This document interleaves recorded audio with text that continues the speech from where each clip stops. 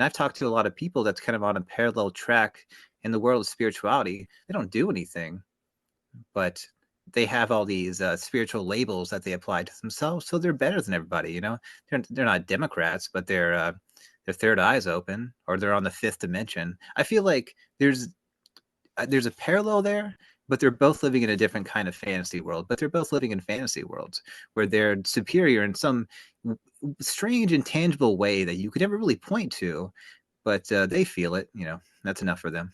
So Austin, are you saying that if people are living in fantasy worlds, whether it's spiritual or on Reddit or whatever, is that are you labeling that as inherently not a good place to be? Yeah. And if so, where do you want to be?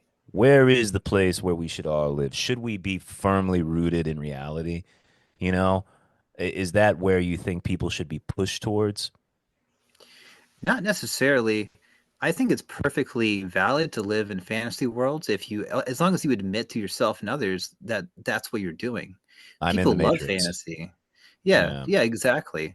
Say, I'm living in a fantasy world where I'm the king and I have the moral high ground in every situation. And that's completely fine if you can admit that it is what it really is, which is an ephemeral kind of ghost world that you like to hide out in. But if you're saying the badness comes when you mistake fantasy for reality, because there's a place Mm. for fantasy.